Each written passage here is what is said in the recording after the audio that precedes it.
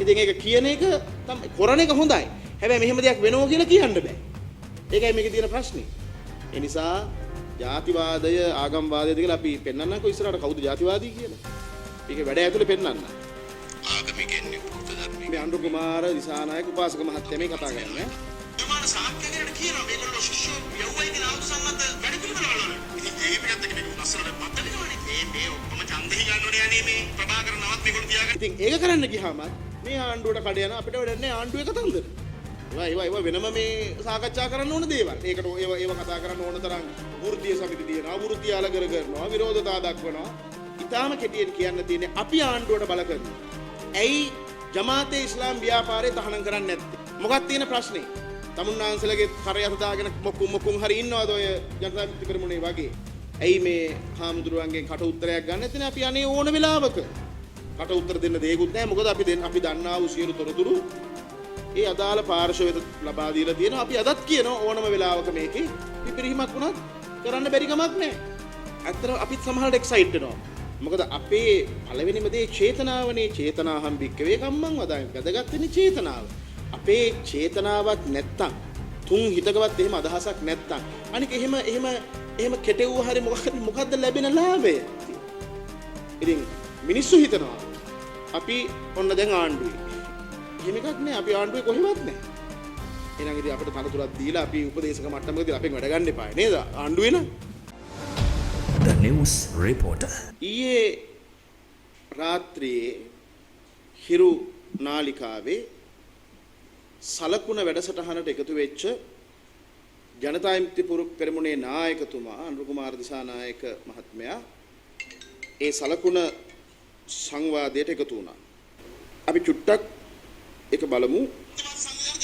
එක ශ්‍රී ලංකා ජමාතේ ඉස්ලාම් මට මේ ශ්‍රී ලංකා ජමාතේ ඉස්ලාම් විධානයේ ජනතා විමුක්ති පෙරමුණේ කිසිම වෙනසක් නැහැ. ජනතා විමුක්ති පෙරමුණ බුදු පිළිම පිටිපස්ස තමයි ආණ්ඩුවේ එක්තරා වෙලාව. ඒතර මේ ජමාතේ ඉස්ලාම් සංවිධානයේ විසින් තමයි මාවලේ බුදු පිළිම කඩන කල්ලිය විහිකලේ ජමාතේ ඉස්ලාම් ශිෂ්‍ය ව්‍යාපාරය. ඒතර මහයිගායිනේ කොහෙද? ජනතා විමුක්ති පෙරමුණ. මේ ජනතා විමුක්ති පෙරමුණ එක කොටස කරගෙන සිකියුරිටි එක දෙනවා. කවුරු අල්ලගන්න ගත්තකම මාධ්‍ය නිවේදන දෙනවා. මානව හිමිකම් මරක මේක මෙහෙමයි මේ දේශපාලන පරිගණි මරව මේව කට උල් කරක සුපුරුත්තම් කර මේ හජ්ජුල් අක්බර් ඌ අවුරුදු 25ක මේක නායකයා. හජ්ජුල් අක්බර්ලගේ ක්‍රියාකාරකම් ගැන නදීර මමුණනේ අපි ජීවමාන සාක්ෂියකට කියනවා මේගොල්ලෝ ශිෂ්‍යෝ යවුවයි කියන ආයුධ සම්මත වැඩ පිළිවෙල වල. ඉතින් ජීවිතයත් එක්ක මේක ලස්සනට පත්තලිනවනේ. මේ ඔක්කොම ඡන්දෙහි ගන්නෝනේ යන්නේ මේ ප්‍රභාකර නවත් මේගොල්ලෝ තියාගන්නේ සාක්ෂි. ඔබ කොටලා කපු දෙවන්ත සංවිධාන මේ ජාතික ජනබලවේගය ගැන කතා කරන්නේ මේ මෙතන තියෙන සංවිධානගත ජමාතේ ඉස්ලාම් ව්‍යාපාරය පිළිබඳව සහ ඒ ශිෂ්‍ය ව්‍යාපාරය වෙනුවට තහනම් කොට තිබෙනවා.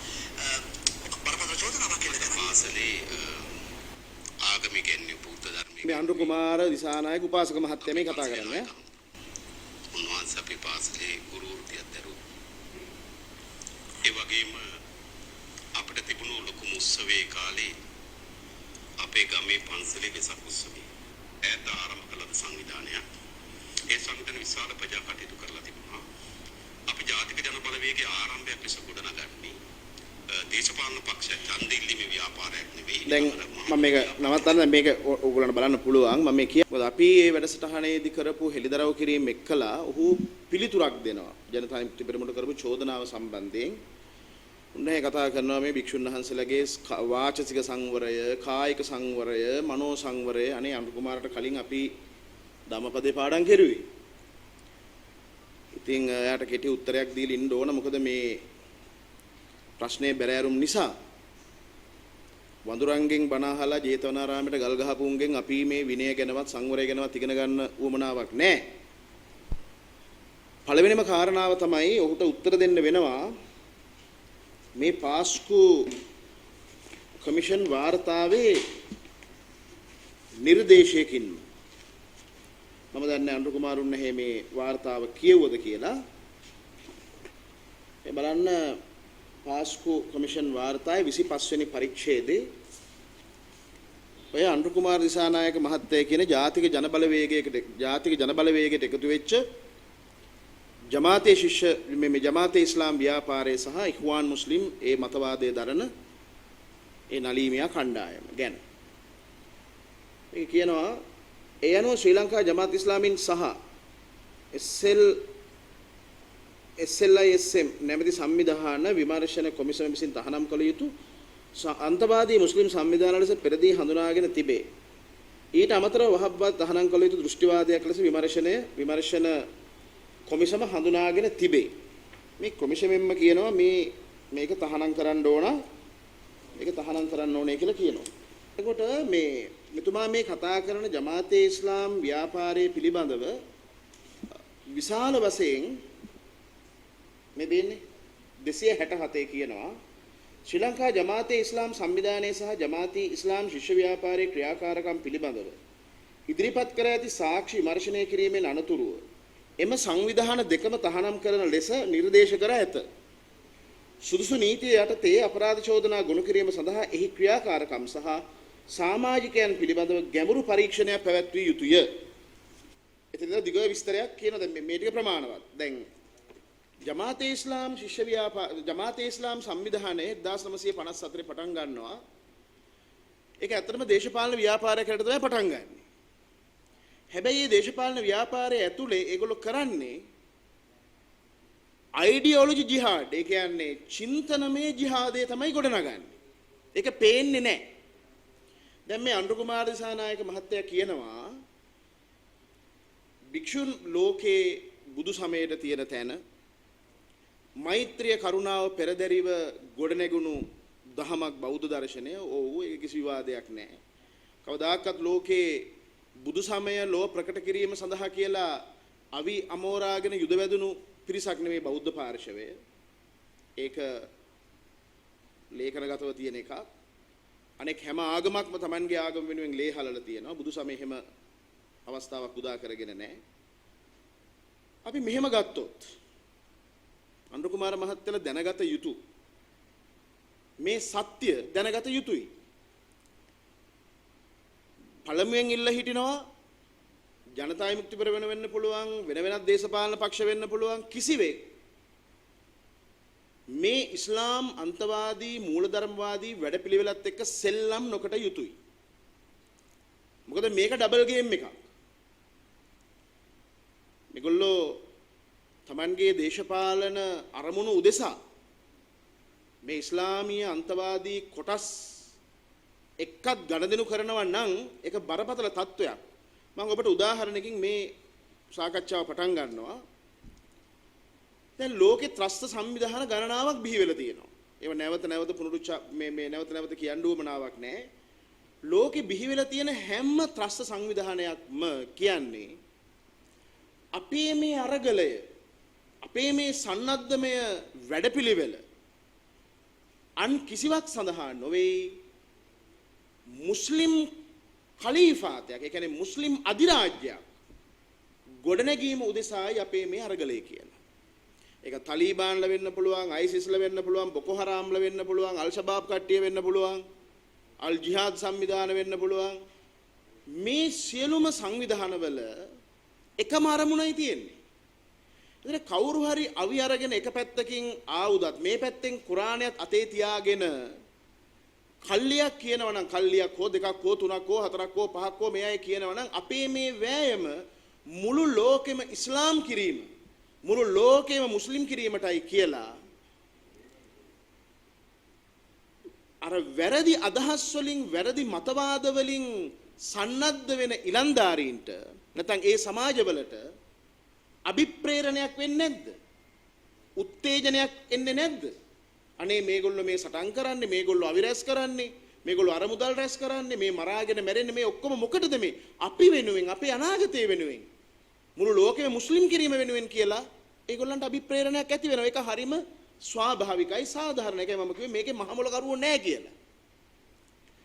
ඊළඟට අපි පැත්තෙන් ගත්තොත් අපි හිතමුකෝ අපේ මල්ලතු විහාරෙන් හරි අස්ගිරි මහා විහාරෙන් හරි එහෙම නැත්නම් බෞද්ධ නායකයෙක් හෝ දියවර නිලමතුමා හෝ රටේ රාජ්‍යත්වයට පත් වෙන බෞද්ධ නායකයෙක් හෝ කිව්වතින් එහෙම අපේ ඉදිරි අවුරුදු 10ක වැඩපිළිවෙල වෙන්නේ මේ රටේ මිනිස්සු ඔක්කොම බුද්ධ ආගමට හරවන්න මේක බෞද්ධ රාජ්‍යයක් කරන්න ඕනේ කියලා කිව්වොත් බෞද්ධ වෙච්ච අපට ඇති වෙන්නේ නැද්ද යම්කිසි උත්තේජනයක් අභිප්‍රේරණයක් යම්කිසි හීන් සන්තෝෂයක් ඇති වෙන්නේ නැද්ද? ඇති වෙනවා. ඒක හරිම ස්වාභාවිකයි. ඒක නිසා ඔය CID එකට යන මහත්තුරුන්ට නොමග ගිය සංඝයා වහන්සේලාට කියන්න තියෙන්නේ මේ ප්‍රශ්නය හරි හැටි නොදැන හරි හැටි කියවීමක් නොකර මේ සිදු කරන කටයුතු වලින් වෙන්නේ අපට මේ ඉස්ලාම් අන්තවාදයේ මුලිනුපුටා දාන්න තියෙන අවස්ථාව මගහැරීම පමණයි. ඒක නිසා දිගින් දිගටම දැන් කාදිනල්තුමා ගැන කතා කරනවා. දැන් මේක දේශපාලන ප්‍රශ්නයක් කරගෙන කාදිනල්තුමා යම්කිසි කාරණාවක් ඉදිරිපත් කළා. අපි ඒකට අපිත් දන්න අතරතුරු කියලා අපි ඒකට අපේ මතය ඉදිරිපත් කළාට පස්සේ දැන් මේක අර දෙබරට ගලක් ගැහුවා වගේ දැන් එක දේශපාලන කණ්ඩායම් CID එකට යනවා. අර එහෙන ඕන තැනකට යන්න ප්‍රශ්නයක් නැහැ. මම කියන්නේ ඉක්මනින් තව දාන්න තියෙන ඔක්කොම පැමිණිලි දාන අපි එක ස්ටේට්මන්ට් එකකින් ඔක්කොට උත්තර දෙන්න පුළුවන්. අපි ඒකට බියක් නැහැ. ඒකට සැලෙන්නෙත් නැහැ. කිසි ප්‍රශ්නකුත් නැහැ. හැබැයි ගැටලුව වෙන්නේ මේ ඉස්ලාම් අන්තවාදයේ පරාජය කිරීම සම්බන්ධයෙන් තීන්දුවක් අරගෙන තියෙන වෙලාවක ඒ වෙනුවෙන් ජනවරමක් ලැබපු ආණ්ඩුවක් රාජ්‍යය හසුරුවන වෙලාවක අපි ඒක කරගන්නව වෙනුවට වෙන මානයන්ට අපේ ශක්තියින් හැසිරෙව්වොත් ඒක මහා අපරාධයක් වෙන්නේ.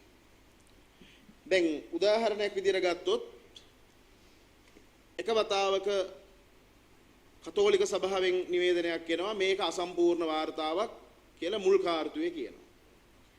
ඊළඟට දෙවෙනි අවස්ථාවේ කියනවා මේක සම්පූර්ණයෙන්ම ක්‍රියාත්මක කරන්න මේ කොමිෂන් වාර්තාවේ දේවල්. මේක ක්‍රියාත්මක කරන්න කියලා ඒගොල්ලෝ ඉල්ලනකොට මුස්ලිම් අන්තවාදී කොටස් මොකද කරන්නේ? ඒගොල්ලෝ යනවා උසාවියට. දැන් උදාහරණයක් විදිහට මේ කොමිෂන් වාර්තාවේ තියෙනවා මේ ඉස්ලාමීය උන්මත්තක මතවාද නිසා නොමග ගිය තරුණයන් පුනරුත්ථාපනය කිරීමට වැඩපිළිවෙලක් කළ යුතුයි කියන. ඒ සටහන මේකේ තියෙද්දි ඉස්ලාම් අන්තවාදී ඉස්ලාමීය කොටස් යන උසාවියට නෑ ඒක කරන්න ඕන නෑ කියලා. එතන මොකද්ද මේ ඩබල් ගේම් එක?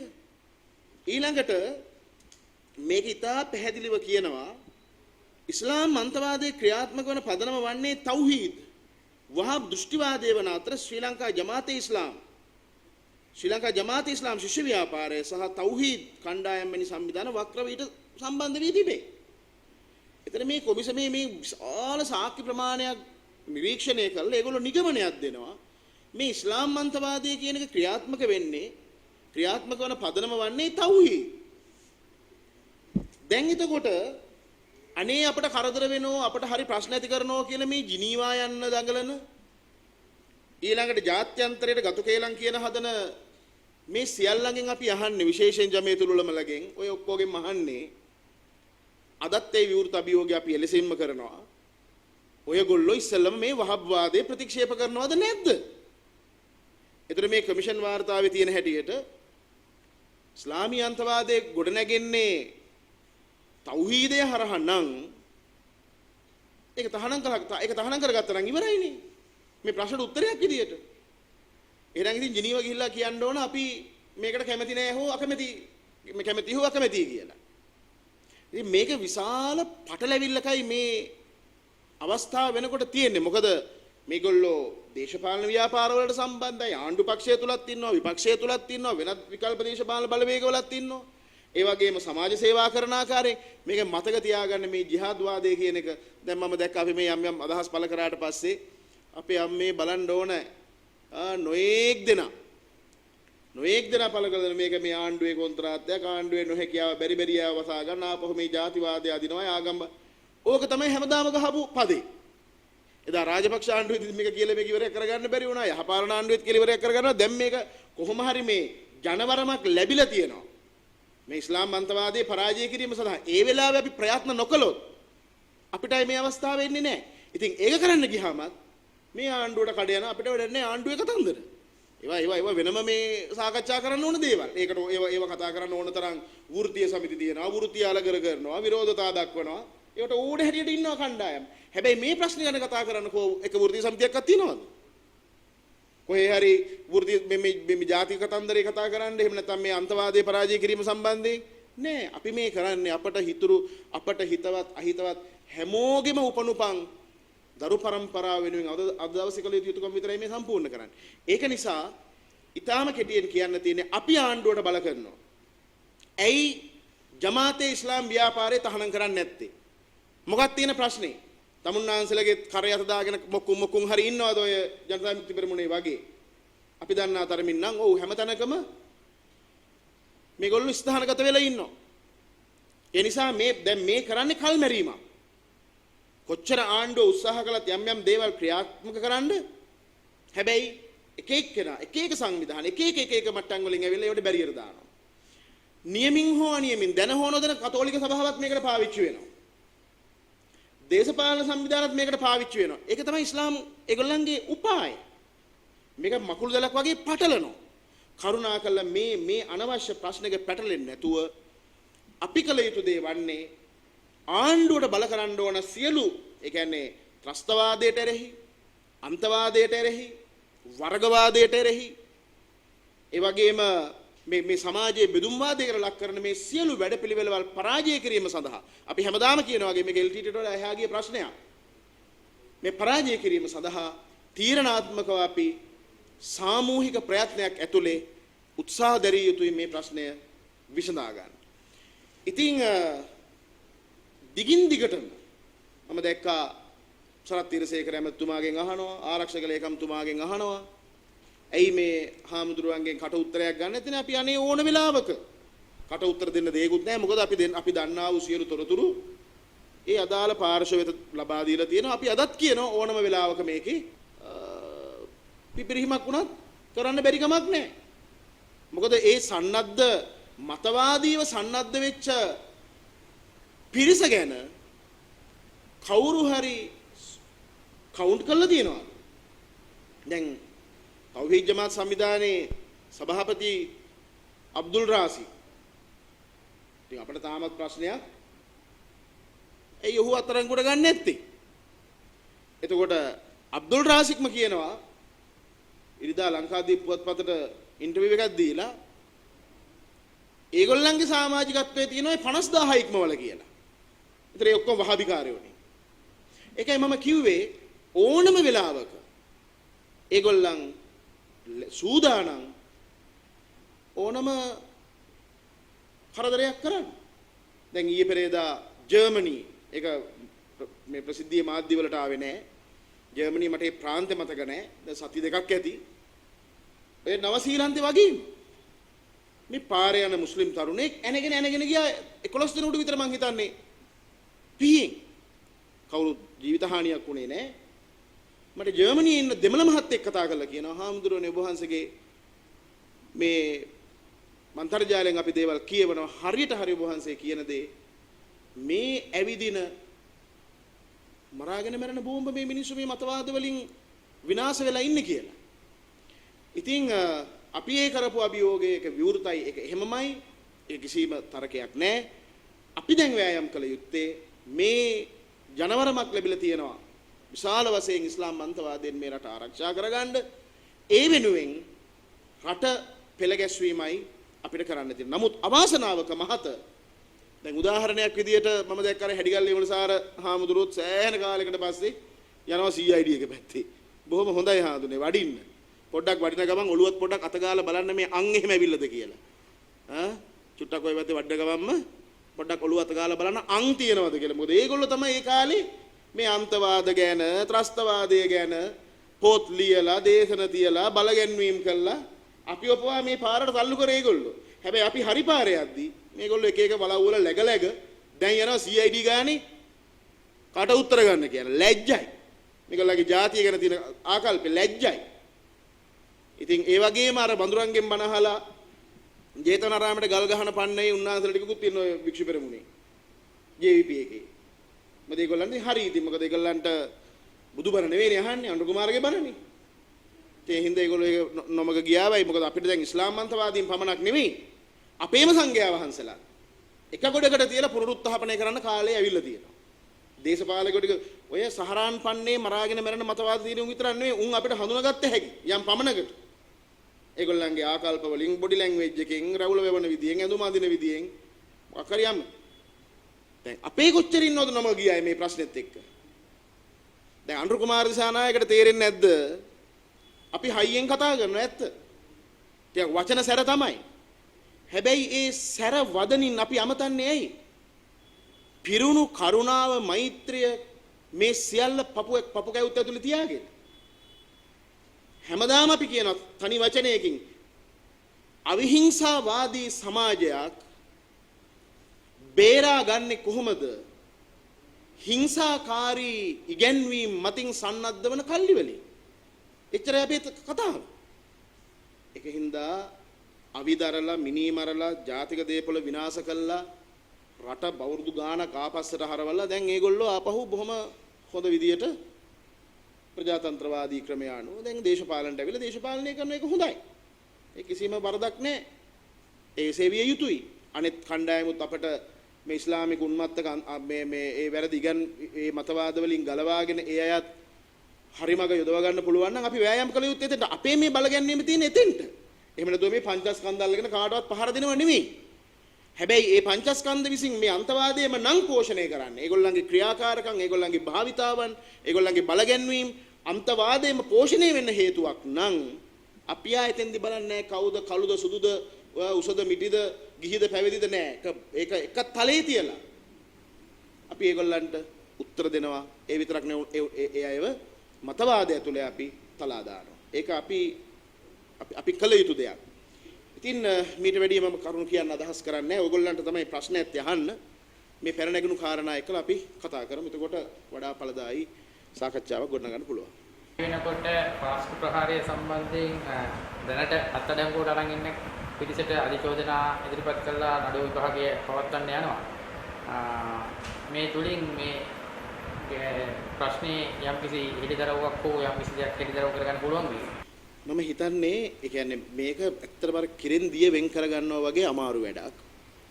දැන් ඊයේ සෑහෙන ප්‍රමාණයක් මතන 20 ගණනක් 25 දෙනෙක් මගේ මතකයේ හැටියට ඒගොල්ලන්ට අධිචෝදනා බාර දුන්නා. චෝදනා මතන 23000 ගණනක්. එහෙම කියලා තිබුණා. ඒකේ හොඳම දේ තමයි ඔබ දන්නවද ඊයේ එක්තරා මොනවද ඒවට කියන්නේ මේ අන්තර්ජාලයේ WhatsApp group එකක ඒගොල්ලෝ කියනවා මම ඔක්කොම කියවන්න යන්නේ නැහැ. ඒක ලෝයර් කෙනෙක් ලියන්නේ. දැන් yesterday the cases against 25 suspects of East Sunday attack were taken up. ඔහොම විස්තර ටික කියලා entire committee mainly legal practitioners who have experience to consider these issues. මේක මෙයා කියනවා ලෝයර් කෙනෙක් කියනවා ඔබ හිතන්න මේකේ තියෙන බැරෑරුම්කම්. සාමාන්‍යයෙන් මිනිමරුවෙකුට වුණත් පෙනී ඉඳීම නීතිය යුක්ති ධර්ම අනුව කරන දෙයක් ඒක. අපි දැක්කා අර එක නඩුකාරයෙක් ඝාතනය වෙච්ච වෙලාවේ අපේ නීතිඥ මහත්තයෙක් මේ මිනිමරුව වෙනුනුත් පෙනී හිටියා. ඒක නීතිය ඕනම මිනිමරුවට අපරාධකාරයෙකුටත් මේ නීතිඥ පිට පතන්න පුළුවන්. ඒගොල්ලන්ගේ කරුණු දක්වන්න. ඒක ප්‍රශ්නයක් නෑ. නමුත් මම මේ WhatsApp මේ group එකේ ආයේ මොකද්ද කියන්නේ මේ මුස්ලිම් නීතිඥ කණ්ඩායමක්. ඒගොල්ලෝ කියනවා මේ 25 දෙනා වෙනුවෙන් දැන් නීතිඥයෝ ඉදිරිපත් වෙන්නේ නැහැ කවුරුවත්. එයා කියන එක තැනක මේ වෙනුවෙන් අපි ඉදිරිපත් වෙන්න ඕන ඒක අපේ ආගමික අයිතිය කියලා. ඔයගොල්ලන්ට තේරෙනවද? ඒතර ඒ ඉන්නේ අර අපි කියන චින්තන ජිහාද්වාදී නීතිඥයෝ තමයි. හැබැයි ඒගොල්ලෝ අයිඩියොලොජි ජිහාඩ් එකේ ඉන්නේ. ඒගොල්ලෝ සහරන් වගේ පුපුර ගන්නෑ. හරි? ඒගොල්ලෝ කියනවා මේක ආගමික අයිතියක්. මෙන්න මේ හේතුව නිසා තමයි අපි අද නෙමෙයි බොහොම කාලයක ඉඳලා කියන්නේ මේ ඉස්ලාම් ප්‍රශ්නය සංකීර්ණයි, හරිම සංවේදී, ඒ වගේම මේ ප්‍රශ්නේ ආගමිකයි. ඒ නිසයි මේක හරියට ලියා ගන්න බැරි. කාදිනල් තුමාලා වෙන්න පුළුවන්, කතෝලික සභාව වෙන්න පුළුවන්, අනිත් ඔය තැන තටමන පාර්ශව මේ ඔක්කොටම අපි කියන්නේ මේ ප්‍රශ්නේ හරියට දකින්න. මේක ආගමික ප්‍රශ්නයක් හැටියට දකින්න. මොකද ඒගොල්ලෝ විශ්වාස කරනවා මේ මරාගෙන මැරුණේ දෙවියන් වෙනුවෙන්. මොනවා හරි අරගලයක් කළා නම් මොනවා හරි විදිහකට මේ කැපකිරීමක් කළා නම් අපි හිතමුකෝ ධනය වියදම් කළා ඊළඟට Tamanගේ දැනුම පාවිච්චි කළා කාලය මිඩංගු කළා දේපොළ දීලා ජීවිත දීලා මේ ඔක්කොම දෙවියන් උදෙසා ඒක ආගමිකයි කියලා කියන්නේ හිතන්න එතකොට මේක කොච්චර සංකීර්ණ තැනක තියෙන්නේ කියලා ඒ නිසා මම හිතනවා මේක හොඳ ආරම්භයක් තවත් ප්‍රශ්නේ තියෙන්නේ මේගොල්ලන්ට ඩිරෙක්ෂන් එක දීපු මහා උදවිය නෑ මෙතන දැන් ඇත්ත වශයෙන්ම ආණ්ඩුව විතරක් නෙමෙයි බෞද්ධ සංවිධාන දේශපාලන බලවේග මේ ඔක්කොම එකතු වෙලා අපි ඉස්සලා කතා කරන්න ඕන මේ ජමීතුල් උලමා සංවිධානය ගැන ජමීතුල් උලමා සංවිධානය ගැන ඔබ දන්නවද මේ බලන්න මේ අපි මොකද්ද අපි කොච්චර අසරණ කරලාද කියලා බලන්න ඔය කියන එක මෙන්න 520 පිටුවේ වහබ්වාදී ව්‍යාප්තිය ඉස්ලාමීය බුද්ධිමතුන්ගේ අග්‍රගණ්‍යම සංවිධානයේ සැලකෙන සමස්ත ලංකා ජමීතුල් උලමා සභාව වෙතද ව්‍යාප්ත වී ඇති බව පෙනී යයි 1991 දී සමස්ත ලංකා තෞහීද් ජමා සංවිධානයේ සභාපති මෞලානා මෞලවි අබ්දුල් සමත් අලීන් විසින් ලිපියක් යවමින් සිය තනතුරෙන් ඉල්ලා අසුනේය. එහිදී ඔහු සඳහන් කළේ වහබ් විශාරදයන් විසින් සමස්ත ලංකා ජමීතුල් උලමා සභාව අත්පත් කරගනිමින් සිටින බවත් මහලුවේ සිටින තමන්හට ඔවුන් සමග සටන් කළ නොහැකි නිසා තමන් සොකී තනතුරෙන් ඉල්ලා අසුන බවත්ය. දැන් අපි ඇත්ත වශයෙන්ම මහන්සි ගන්න ඕන මොකටද? මේකේ මහමල කරු අල්ලල්ල මේ අල්ලපියෝ කියලා මේ බැනර් උස්සගෙන රටෙන් පිටතයි මේ දඟලන එකද? නෑ. මෙන්න මේ කියපු දේවල්. කවුද මේ උලමා සභාව? උලමා සභාවේ ඉන්නේ කවුද? දැන් අර හිරේ ඉන්න අසාත් සාලි මහත්තයා. ආණ්ඩුකාරයෙක්ට මං හිතන්නේ ඒ කාලේ අර මාවනල්ලේ බුදු පිළිම කඩපු වෙලාවේ කතා කරලා තියෙනවා ඒ ඊලන්දාරි බේර ගන්න. කවුද එයාට උපදෙස් දෙන්නේ? තාසිම් මෞලවි. එද තාසිම් මෞලවි වහාබිකාරේ. නියෝජ්‍ය ලේකම් ජමීතුල් උලමා සංවිධානය. ඒතර ජමීතුල් මේ උලමා සංවිධානයේ කට්ටිය ඔය 25 දෙනා ඇතුළට එන්න ඕනේ නැද්ද තාසිම් මෞලවි? මම කියන්නේ මේ මහා මුලකරු ඉන්නේ මේකේ ඇතුලේ. ඒගොල්ලෝ සාමාන්‍ය මිනිස්සුන්ට දිශාවක් පෙන්නලා වැඩේ කරා යන්න දිල බලන් ඉඳලා මෙහිගොල්ලෝ මෙහි නෑ අපි සාමය අපි සාමයට තමයි ලැබි කියලා මේ ඩබල් ගේම් එකක් ප්ලේ කරන්නේ. ඉතින් දැන් මේ අනුව ගත්තාම අනිවාර්යයෙන්ම මේගොල්ලෝ ඒක සැලසුම් කළ යුතුයිනේ. මේ බලන්න 519 කියනවා ශ්‍රී ලංකාවේ ඉස්ලාමීය රාජ්‍යයක් පිහිටුවීම සහ ජාත්‍යන්තරව ඉස්ලාමීය රාජ්‍යයක් ඇතිකිරීම ශ්‍රී ලංකා සංවිධානයේ අවසාන ඉලක්කයයි. ඒ දිගු කාලීන අරමුණයි. මේ අපි කියන ඒවා නෙමෙයි. මේ කොමිෂන් සභාවට සාක්ෂි දෙන්න ඇවිල්ලා සාක්ෂිවල ඉදිරිපත් කරපු සටහන්. ඉතින් ඔබතුමා අහපු ප්‍රශ්නට උත්තරේ තමයි 25 දිනක් අත්අඩංගුවට අරගෙන තියෙනවා. තව බොහෝ අයට මේ චෝදනා පත්‍ර ගොනු කරමින් ඉන්නවා.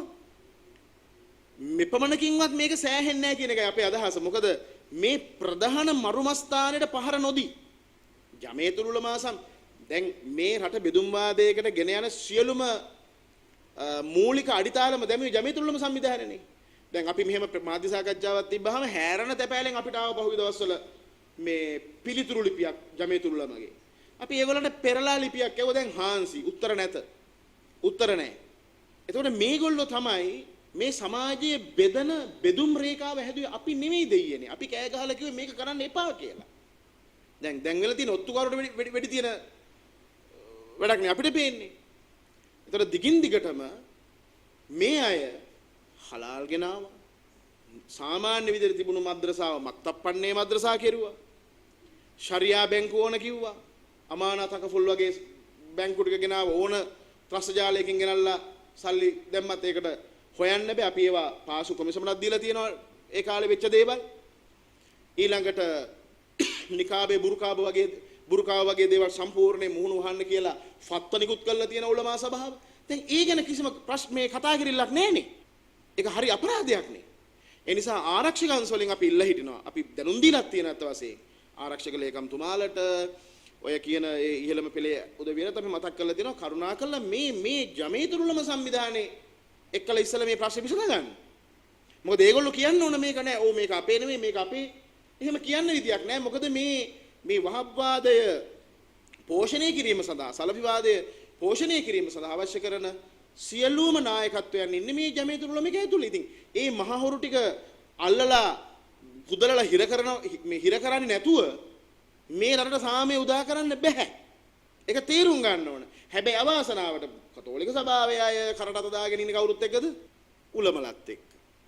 අපේ මහානායක හාමුදුරුවරු අනුනායක හාමුදුරුවරු ඇතැම් ඔය මේ බහුවිධ ක්‍රියාකාරකම් වල ඉදිරින සමාජික මේ ඔක්කොමලා මේ අන්තරාගමික කමිටු සර්වාග කමිටු කියලා ඔක්කොම මේගොල්ලන්ගෙන් තමයි මේගොල්ලොත් එක තමයි එකට වාඩි වෙන්නේ. ඒගොල්ලොත් එක වාඩි වෙන්න පුළුවන් කතා කරන්න පුළුවන්. ඒ කිසි ප්‍රශ්නයක් නැහැ.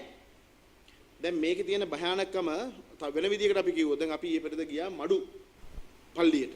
මේ කිට්ටුව මඩු පල්ලිය කිට්ටුව අත වශයෙන් මේ අවුරුදු ඒගොල්ලන් කියන විදිහට අවුරුදු 2000ක් විතර පරණ තනිකර කළු ගලින් හදපු හින්දු කෝවිලක්. ශිව දෙවියන්ට පුද පූජා කරන ලක්ෂ 6-7ක් මිනිස්සු අවුරුද්දකට ඇවිල්ලා පූජාවල් පවත්වන තැන. අපි ඒක බලන්න ගියේ මොකද අපි රටේ හැම තැනකම පුද පූජා පැවැත්වුවා. ඒක අපි බැලුවේ නෑ පන්සලද කෝවිලද මොකද්ද කියලා බැලුවේ නෑ. ඒ ආගමික විශ්වාසයන් මත පදනම්ව අපි ගිහිල්ලා ඒ දෙවියන්ට බාරහාර වෙමින් ඒ මොකද අපේ බෞද්ධයෙක් හැටියට භික්ෂුවක් හැටියට මගේ සරණ ගමනේ වෙනම එකක්. හැබැයි මිනිස්සුන්ගේ විශ්වාස තියෙනවා පිහිට මේක කළොත් මෙහෙම ලැබෙනවා මෙහෙ බෝධි පූජා කළොත් මෙහෙම ඒක වෙනම එකක්. ඉතින් ඒ අනුව අපි ඒකට රෙස්පෙක්ට් කරමින් ඒ ස්ථානට යන අතරතුරේදී මන්නාරම් ප්‍රදේශයේ ගොවි කණ්ඩායමකට ආරංචි වෙලා තිබුණා හාමුදුරුවෝ මේ පැත්තට එනවයි කියලා. ඉතින් අපි යද්දී මෝටර් සයිකල් මම හිතන්නේ 10ක් විතර ඇවිල්ලා නවත්තලා අනේ හාමුදුරුවනේ මේ අපිට ප්‍රශ්නයක් තියෙනවා පොඩ්ඩක් සාකච්ඡා කරගන්න අපිට කවුරුවක්වත් පිළිසරණ වෙන්නේ නැහැ කියලා. ඉතින් අහිංසක ගොවි මහත්තුරු වගේ කතෝලික බෞද්ධයව සිංහලවත් නෙමෙයි. ඒ කතෝලික ගොවි මහත්තුරු ඉල්ලීමක් කරාම අපි ඒගොල්ලෝ කියන තැනට ගියා ගොවිපලක්. මම දැක්ක ඊපෙරද මේ කාවින්ද ජයවර්ධන පාර්ලිමේන්තු මන්ත්‍රීවරයාත් එතෙන්ට ගිහිල්ලා ලොකු මේ ප්‍රකාශයක් එළියට දාලා තිබුණා. ඉතින් පව් මන්ත්‍රීවරු හැටියට ඔයිට වඩා විශේෂයෙන් මේ තරුණ ඉලන්දාරි හැටියට ඔයිට වඩා කල්පනාකාරී විය යුතුයි වැඩ කරන්න යද්දී. ඉතින් මේ ගොවි මහත්තුරුන්ගේ ප්‍රශ්නය ඇත්තටම සංවේදී කාරණාවක්. ඒ මිනිස්සු අපිට ඒ කාරණාව කිව්වා. අපි ඒක හොඳට හිතින් දරාගෙන ඇවිල්ලා එයාට උදව් කරන්න කියලා අපි පොරොන්දු වුණා. මට කියන්න ඕන උනේ එතන ඉන්නවා ජීఏ කෙනෙක්. මම කියනවා අපේ බුද්ධ්‍යංශවලට වහාම හොයන්න මේක. අපිට දැනට තියෙන ආරංචි වල හැටියට ඔහු LTTA බුද්ධ්‍යංශේ වැඩ කරපු එක්කෙනෙක්. ඒක කොහොමද මේ පරිපාලන විභාග සමත් වෙලා අද කොහොම හරි එතනට ඇවිල්ලා ඉන්න හොඳයිනේ ප්‍රශ්නයක් නෑ ආවුද නෑ හොඳයි. බලනකොට එයාගේ පවුලේ අනිත් කට්ටිය බලනකොටත් මේ යුද මේ අවස්ථාවේදී සහෝදර දෙන්නෙකුත් මිය ගිහිල්ලා තියෙනවා මහාවීර පවුලක කට්ටිය. ඒතර මහාවීර පවුල් කියලා කියන්නේ කවුරුත් දන්නවනේ LTTට ඍජුවම සම්බන්ධ වෙච්ච අය. මට කියන්න ඕන උනේ මේ මතය ගැන. හරිද? දැන් අර මිනිස්සු කතෝලික දුප්පත් ගොවි මහත්තුරු අවුරුදු 40ක් විතර කෝවිල් මෝට්ටේ කියන ප්‍රදේශයේ ගොවිතැන්පත කරගෙන ජීවත් වෙනවා. අපි එතන ගිහලා බැලුවේ නෑ වර්ණය, අපි බැලුවේ නෑ ආගම, අපි බැලුවේ නෑ ජාතිය. අපි බැලුවේ මිනිස්සුන්ගේ දුප්පත්කමයි බඩගින්දරයි විතරයි. මේ වෙලාවේ මොකක් හරි කොතෙන්ද හරි කතා කරලා මේ මිනිස්සුන්ට පිළිසරණක් වෙන්න පුළුවන් නම් ඒ බඩගින්දර නිවා ගැනීම උදෙසා වන අපේ කරුණාව පෑම් විතරයි එතන සිද්ධ වුනේ. නමුත් දැන් වෙලා තියෙන්නේ මොකද්ද? මේක දැන් ලොකු ප්‍රශ්නයක් කරගෙන. දැන් එහෙ ඉන්න පාදිලි උන්වහන්සේ අහනවලු වෙන ආගම්වල අය කොහොමද මෙහෙ එන්නේ? දැන් අපි අහනවද කවුරුවක්වත් ලෝබුවක් දාගෙන මේ රාජගිරිය නාවල පාර යනකොට මේක වැඩිපුර ඉන්නේ සිංහල බෞද්ධ තමසු කොහෙද යන්නේ කියලා අපි අහනවද? ඒතර මේ ජාතිවාදයේ තියෙන්නේ කොහෙද? ආගම්වාදයේ තියෙන්නේ කා ළඟද? ඒක ප්‍රශ්න කරන්න ඕනේ නැද්ද? LTT යුදමය වශයෙන් පරාජය වුණාට අර මහවිරු පවුල් නියෝජනය කරමින් රාජතන්ත්‍රයේ හෝ කොහේ හරි ඉන්නවනම් කවුරු හරි උන්ගේ මතවාදී වෙලා නැහැ. ඒගොල්ලෝ එතන ඉඳලා කරන්න ඕන ඒ අපරාධ කරනවා. අර මිනිස්සුන්ව පීඩාවටපත් කරනවා, අනවශ්‍ය ප්‍රශ්න නිර්මාණය කරනවා. මඩු පල්ලියට අයිතිත් නැහැ. මේක ආණ්ඩුවේ ඉඩමක්. හරි? මේ පල්ලියට ඕන තරම් ඉඩ කඩන් තියෙනවා. අපිට ඒක ප්‍රශ්නයක් නැහැ. ඒ ෆාදර්ස්ලා පියතුමාලා ඒව එකතු වෙලා ඒව කර. හැබැයි මේ දුප්පත් මිනිස්සුන්ගේ බඩට පයින් ගහිම පිළිබඳ ප්‍රශ්නයක් අපිට තියෙනවා. ඒක පන්සලකින් කරත් වැරදි, මුස්ලිම් පල්ලියෙන් කරත් වැරදි, කෝවිලෙන් කළත් වැරදි, අනෙක් කොහෙන් කළත් වැරදි. ආගම් අදහන්නත් දෙයියන්ට පඬුරු පූජා තියන්න මොන දේ කරන්නත් මිනිස්සු ජීවත් වෙන්න එපා. අදන්නේ මිනිස්සු කොළඹ ඇවිල්ලා ඉන්නවා බස් එකක්ම අරගෙන. මේ දුක කියා ගන්න කෙනෙක් නැතුව. ඉතින් අපි එතෙන්ට ගිහිල්ලා පිහිට වුණාම ජාතිවාදී ආගම්වාදී කියලා අපිට ගහනවා. හරිද ඒක? ඉතින් අර ප්‍රශ්නෙත් එක්ක මම ඔය ගත්තේ මේ ඔය මතවාදය කියන එක හරි අමාරුයි හරියට හඳුනා ගන්න. වාර්තාවක් විශේෂ වාර්තාවක් පාටිලා වාදිනවලු අපි කරනවා නමුත් ඒකේ එකයි නෑ. ඒකේ කියනවා මේ අද කට්ටිය හඳුන්වා දීලා තියෙනවා.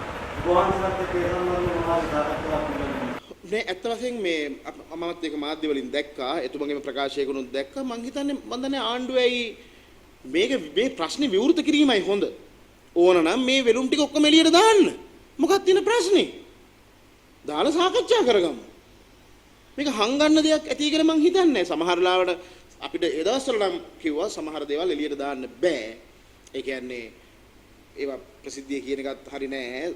කිව්වහම මේක නිකන් මේ මිනිස්සු ගන්නෙ වැරදි විදිහකටනේ. මොකද මේ අපි කරන දේ තේරුම් අරගෙන නැහැනේ. අපිට නිකන් මේ ආණ්ඩුවත් එක්ක දින හරියස කරලා අපිට බැලලා වැඩක් නෑනේ. ආණ්ඩුව අරක විකුණනවා මේක විකුණනවා අරව කරනවා මේව කරනවා එකීම් ඉතින් ඒ වෙනුවෙන් හඩ නගනවනේ දේශපාලන සංවිධාන කොච්චර තියෙනවද? හැබැයි මේ ප්‍රශ්නේ ගැන හරියට කවුරු කතා කරන්නේ නැහැනේ. මම මේ ගැන වැඩිපුර අධ්‍යයනයක් කරමින් ඉන්න හින්දා සහ මේක කොහොම හරි මේකට විසඳුමක් ඕනෑ කියන තැන ඉඳලා අපි වැඩ කරන්නේ. ඉතින් එහෙම සාකච්ඡා කරන යන අතරතුරේදී අපිට සමහර දෙනෙක් කිව්වා හාමුදුරනේ සමහර නිර්දේශ එළියට දාන්න බෑ. ඒ වගේ තියෙනවා මේ කියන්නේ මිනිස්සු මේ මොනවාද කෝලාහලයටපත් වෙන්න පුළුවන් සිද්ධීන් පවා කියලා. ඒ කියන්නේ සමහර උදාහරණයක් විදිහට කඩු රැස් කරපුවා, කඩු ඒව ගොඩක් තියෙනවලු දේවල්. ඉතින් ඒ නිසා එළියට දාන්න බෑ කියන එක තමයි කිව්වේ. ඉතින් දැන් ඔය චම්පික මහත්තයානේ මුලින්ම අල් කයිඩා අල් ජිහාද් පොත ලිව්වේ. ඔව් තමයි ඒක ලිව්වේ. සුජිත් අක්කරවත්ත අඩසඳ කළුවර ලිව්වා. ඒගොල්ලෝ තමයි මුලින්ම මේ ඉස්ලාම් අන්තවාදයේ අනාගත බය, ඒ කියන්නේ අනාගතයේ ඇති වෙන්න පුළුවන් තත්ත්වයන් ගැන මුලින්ම කතා කරපු අය. ඉතින් ඒගොල්ලන් ඒ හෙළිදරව්වක් කරලා තියෙනවා නම් වහා මොකද්ද මේ හෙළිදරව්ව කියලා මේ කියන්න ඕන. ඒ වගේම චම්පික මහත්තයා දන්නවනම් කෙලින්ම කියන්න මෙන්න මේ අහවලු කියලා. මොකද්ද ආයේ මේ වටේ යන්න දෙයක් නැහැනේ. දැන් අපි නම් අපිට හැඟවුණු එකයි එළිය එකයි කියලා දෙකක් නැහැනේ. අපි දන්නා වූ තියෙනා වූ සියලුම තොරතුරු අපි ගිහිල්ලා කොමිෂන් සභාවට දුන්නා. ඒ දුන්නෝ අපි දන්නවා. දන්න හින්දා අපි බය නැතුව අපි කියනවා. ඒවා එළියටත් ඇවිල්ලා තියෙනවා. සමහර දේවල් නම් එළියට දාලා නැහැ සමහර ඒවා. ඒකේ විශාල ડોකියුමන්ට් එකක් නිසා. එහෙම එකක් තියෙනවා නම් විවෘතව කියන්නේ මෙන්න මේක මේ ඔච්චර මේ කතාකාරයන්ට ඔක කියන්න බැරි කමක් නැහැනේ. නිකන් මේ සංඝයා හදලා කඩේ යවන්න ඕනේ නැහැනේ. කෙලින්ම වැඩේ කරා නම් ඉවරනේ. මෙන්න මේකයි කතාව, මෙන්න මේකයි උනේ, මෙහෙමයි උනේ කියලා විස්තරය කිව්වා නම් ඉවරයිනේ. එහෙනම් ඒක අපිත් නොදන්න යමක් තියෙනවා නම් අපි දැනගන්න ඕනේ කවුරුත්. දැන් අපටත් ලැබිලා තියෙන මේ වෙලුම් ටිකනේ අපි මේ කතා කරන්නේ. එහෙම තියෙනවා නම් ඒක එළියට දාන්න ඕන. ඒ වගේම අපි කියන්නේ මේ නිර්දේශ ක්‍රියාත්මක කරන්න.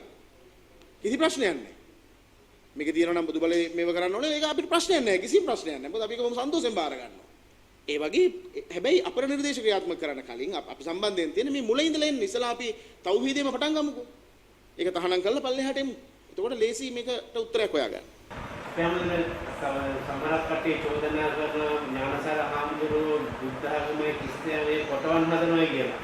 ඒ සම්බන්ධව ප්‍රවාසයෙන් ඒක සත්‍යභාව කියන ඒක අනේ වන්දනේ මොන පදනමකින්ද කියන්නේ කියලා. මොකද ඒගොල්ලෝ හිතනවා දැන් ඇත්තටම අපිත් සමහරට එක්සයිට් වෙනවා. මොකද අපේ පළවෙනිම දේ චේතනාවනේ. චේතනාහම් භික්කවේ කම්මං වදාමි. වැදගත් වෙන්නේ චේතනාව. අපේ චේතනාවක් නැත්තම් තුන් හිතකවත් එහෙම අදහසක් නැත්තම් අනික එහෙම කෙටෙව්ව හරි මොකද්ද ලැබෙන ලාභය? රටට හෝ මට හෝ එහෙම එකක් මෙතන නැහැ. අපි කවුරුත් මිනිස්සු. හැබැයි ප්‍රශ්නේ තියෙන්නේ දැන් හිතාන ඉදලා ඇතර අපි දැන් කිලිනොච්චියට යන්න බලාපොරොත්තු වෙනවා. මඩ කලපුවට යන්න. ඔබ දන්නවද මම ගියා මේ පහුගිය දවසක ඒ හරියට කියන්නේ පොන්නාලේ කියලා තියෙනවනේ. යාපනයේ උඩම කෙළවරේ. ඒකත් පැරණිතම විෂ්ණු කෝවිල. අපි එතන ගිහිල්ලා ලස්සන පූජාවක් කළා. ඇත්තටම මේ අපිට මේ රට වටේම ප්‍රධාන දේවස්ථාන 4ක ඒ පූජාවල් තියලා දැන් අපි කිරිවෙහෙර ඊයේ පෙරේද විශාල පින්කමක් කළා. හාමුදුරුවෝ 300ක් නමක් වඩම්බල මේ ඔක්කොම කරන්නේ මේ මිනිසුන්ගේ හිත නිවිලා මේ ඔලුව උස්ස ගන්න පුළුවන් පරිසරය. මේක අපි දෙවිවරු ගැන සෝබාදහම ගැන විශ්වාස කරනවානේ. ඉතින් මේ පොන්නාලේ වලට ගියාට පස්සේ අපි එනවයි කියලා ආරංචියටදී මාධ්‍යවේදීනුත් ඇවිල්ලා හිටියා. දැන් ඔයගොල්ලෝ දකින්නත් ඇති අර පින්තූරේ හැම අරගෙන දාලා තිබුණේ මේ ඔන්න විෂ්ණු දෙවියනේ පිරිමි පුතේ පැතුවේ කියලා මොකද මොන තරම් කැතද මේ මිනිස්සු මොනවද දැනගෙනද මේ ලියන්නේ? ඒක ප්‍රශ්නයක් නෙමෙයි. ඒ කටයුත්ත මම හිතන්නේ පැය 3-4ක් ගියා. ඒ අතරතුරේදී දෙමළ ඉලන්දාරි අපි දන්නේ ඒගොල්ලෝ හින්දුද ඒගොල්ලෝ කතෝලිකද මොකක්වත් අපිට වැඩක් වුන්නේ නැහැ. ඒගොල්ලෝ අනේ හාමුදුරනේ පොඩ්ඩක් කතා කරන්න පුළුවන්. දැන් පූජාව යන අතරවාරේ අපිට පැය 2-3ක් තිබ්බා. අපි එළියේ ඉඳලා ඒගොල්ලොත් එක්ක කතා කර කර හිටියා. කතා කරපුවාම කියනවා හාමුදුරුවනේ ගණ්ඩ දෙයක් නැහැ අපේ පළාත්. කිසිම දේශපාලකේ TN එක ඉන්නවා අරගොල්ලෝ ඉන්නවා මේගොල්ලෝ ඉන්නවා එකෙක්වත් හාමුදුරුවනේ අපේ ප්‍රශ්න බලන්නේ නැහැ. ඔබ වහන්සේට කිව්වට විශ්වාස කරන්න අපිට දැන් රැකියාවකට කොල්ලෙක් ගන්න නැහැ. ඔක්කොම කුඩු ගහලා ඉවරයි විනාසයි. යුද්ධයට වඩා හානියක් දැන් වෙමින් තියෙනවා. ප්‍රභාකරන් හිටියනම් මේක වෙන්නේ නැහැ. ඒ කොල්ලෝ කියන කතාව. ඒ නිසා හාමුදුරුවන්ට පුළුවන් නම් මැදිහත් වෙලා අපිට පුනරුත්ථාපන මධ්‍යස්ථානයක් ඇරලා දෙන්න. දැන් මං අහන්නේ ඒකේ මොකක්ද තියෙන ජාතිවාදී කියන්නකෝ. ඒගොල්ලෝ ඔළුවේ හදාගෙන ඉන්නවා අනේ මේ හාමුදුරුවන්ට කිව්වොත් මොකක් හරි කරයි. ඇහුම්කන් දෙයි. ඒ මිනිස්සුන්ගේ වචනට ඇහුම්කන් දෙයි. ඒතර ඒ ඇහුම්කන් දීලා අපි හිතමුකෝ අපි එහෙ TNA එක නොකරන, එහෙ දේශපාලන බලාධිකාරය නොකරන දෙයක් අපි ආණ්ඩුවට හෝ කාට හරි දානපතියෙකුට හරි ප්‍රජා සේවාවක් විදිහට හදලා මේ මත්ද්‍රව්‍ය වලට ඇබ්බැහි වෙලා ඉන්න ඒ ඉලන්දාරි ටික බේරා ගැනීම සඳහා පුනරුත්ථාපන මධ්‍යස්ථානයක් හැදුවොත් ජාතිවාදීද කියන්නකෝ. එතන මොකද තියෙන මේ අවුලන ගැටුම කියන්නකෝ. මේ මිනිස්සුන්ගේ ඔළුවල තියෙන ප්‍රශ්නයක් නෙමෙයි. ඒකින්ද අපි දැන් තීරණය කරලා තියෙනවා උතුරේද නැගෙනහිරේද බටහිරේද දකුණේද නෑ. අපි කල්නුත් ඒ ආකාරයටම ක්‍රියා කළා. දැන් මේ රජයට පුළුවන් හැටියට අපි දන්න කවුරු හරි ඉන්නවා නම් කතා කරලා ඒ මිනිස්සු වෙනුවෙන් පිට පිළිසරණ වෙන්න ආයි අපි දෙවතාවක් හිතන්නේ නැහැ. ඒක කිසිම ජාතිවාදී හැඟීමක්වත් ඔය කියන ජාතිවාදයේ ආගම්වාදයේ බලා ගන්න පුළුවන් උතුරට ගියා නම් මඩුපල්ලියට ගියා නම් අන්න ජාතිවාදයේ තියෙනවා එතන. ඉතින් ඒක කියන එක තමයි කරන එක හොඳයි. හැබැයි මෙහෙම දෙයක් වෙනවෝ කියලා කියන්න බෑ. ඒකයි මේකේ තියෙන ප්‍රශ්නේ. ඒ නිසා ජාතිවාදය ආගම්වාදයද කියලා අපි පෙන්වන්නම්කෝ ඉස්සරහට කවුද ජාතිවාදී කියලා. මේක වැඩ ඇතුලේ පෙන්වන්න. මාස 6කින් පස්සේ පාර්ලිමේන්තු දවසට දිනවල කියලා දැන් ඒකම තමයි. නෑ ඇත්ත වශයෙන් අපි ওই මාස 6ක කතාවක් ඒ උන්වහන්සේට කිව්වෙත් නෑ. අපි කිව්වේ උන්වහන්සේමයි කිව්වේ. දවස් 3කුත් මට ඇති. ඊට පස්සේ අපි කිව්වේ නෑ දවස් 3 නේ මාස 3ක් හරි කමක් නෑ. ඉඳලා ඕක දෙන්න මොකද අපිට කරන්න වැඩ ටිකක් තියෙනවා. දැන් දැන් අපිට බැනලා දොස් කියලා මිනිස්සු කොච්චර පවුපුරව ගන්නවද? අපි මේ පුදුම සත්භාවයකින් කරන මේ වැඩේදී ඇත්තට මේ අසුන තිබුණා නම් අපිට මීට වඩා එහෙනම් ටිකක් ඔය නෙමෙයි අදාළ තැන මේක කතා කරන්න තිබුණානේ. අර මුස්ලිම් නායකයෝ ඔක්කොම ඉන්නවා, දමිළ නායකයෝ ඉන්නවා, නීති හදන තැන. එහෙනම් මීට වඩා වෙන විදිහකට වෙන ආරම්භයක් ගන්න තිබුණානේ අපිට. ඉතින් ඒ තිබුණු මම කියන්නේ ඒවට කියන්නේ ගෝල්ඩන් ඔපචුනිටි නේ. ඒ තිබුණු ස්වර්ණමය අවස්ථාව උදුරගත්තා. ඉතින් ඒක කළෙත් වෙන කවුරුවක්වත් මුස්ලිම් හෝ දමිළ සහෝදරයෝ නෙමෙයි අපේම නොහික්මුණු තණ්හා බරිත ඉතින් පුජ්‍යලෝ ඉන්නවනේ එක තාලේ. සත්තුවත්තක් නෙමේක. මේකේ නාරි ඉන්නවා, මුගටි ඉන්නවා, ජිරාෆ්ලා වගේ පෙනී ඉන්න කට්ටිය ඉන්නවා. වැඩ කරන්නේ නැහැ හැබැයි පෙනී ඉන්න ඇතිවට නැහැ උසයි නේ පෙනී ඉන්නවා. බරාදින කොටහක් ඉන්නවා. ඒක ඉතින් එහෙම තමයි ස්වභාවය. මේක සත්තුවත්තක් කියලා හිතාගෙන වැඩ කළොත් ඉතින් සිංහලයන්ට වැඩ කරන්න පුළුවන්. මොනවද හිතන්නේ කියන්නේ ජිරාෆ්ලා වගේ ඉන්න අය බලලා කියලා මේ ඔක්කොම එකයි. කණ්ඩායම ඔක්කොම එකයි. සාධාරණ ලාභිය පාරිත අවශ්‍යයි. මේක තමයි ගන්න බලාපොරොත්තු වෙන එකම දේ අපි උපන්දා පටන් දැන් මගේ වයසත් එක ගත්තාම අපි හිතමු තේරෙන වයස අවුරුදු 35ක් කියලා. හැමදාම ඇහෙන මේ ජාතිවාදය ඉස්සල්ලාම මේක ඉවර කරන්න ඕන. හරිද? ඉස්සල්ලාම මේක ඉවර කිරීමට යම් ප්‍රබුද්ධ කතිකම් මෙහෙම යන්න බෑ රටකට. දැන් බලන්නකෝ අපි දියුණුවයි සම්මත ලෝකේ. කොහේවත් මේ ප්‍රශ්නේ ඇත්තේ නෑනේ. දැන් මේ ප්‍රශ්න හදලා තියෙන්නේ අපිද? අපි මේව කතා කරනකොට මහ ප්‍රශ්න ගොන්නක් අපේ ඉදිරියේ තිබුණා. දැන් අපිත් ඒවයි පටලවිලා බලනවා එවෙන් එළියට එන්න. ඉතින් අපි හරියට මේ ප්‍රශ්නේ කියවාගෙන තියෙන හින්දා. දැන් උදාහරණයක් විදිහට මෙහෙම හිතන්නකෝ මම බැලුවා ඇත්ත වශයෙන් දැන් අර මට තේරෙන්නේ නැහැ. මම කියන්නේ අපේ මේක සංස්කෘතික જાතියක් හින්දා වෙන්නේ නැති. අපි හදලා තියෙන පන්සල් ප්‍රමාණයයි, කෝවිල් ප්‍රමාණයයි, පල්ලි ප්‍රමාණයයි බැලුවොත් මේ රටේ ඒවට වියදම් කරලා තියෙන ධනස්කන්ධය බැලුවොත් මම කියන්නේ නිකන් ඇත්ත වශයෙන් දුප්පත්කම තුරන් කිරීමට මේ මුදල් වියදම් කරා නම් අපි මේ ප්‍රශ්න කතා කරන්න නැති වෙන්න පුළුවන් අද. උතුරට ගිහිල්ලා බලන්නකෝනේ අහස උසට කෝවිල් හැදෙනවා. හැබැයි කෝවිල ළඟ ඉඳලා කිලෝමීටරයක් යන තැන දෙමළ දුප්පත් මිනිහා ඉන්න උඩ බොන්න වතුර ටික නැහැ.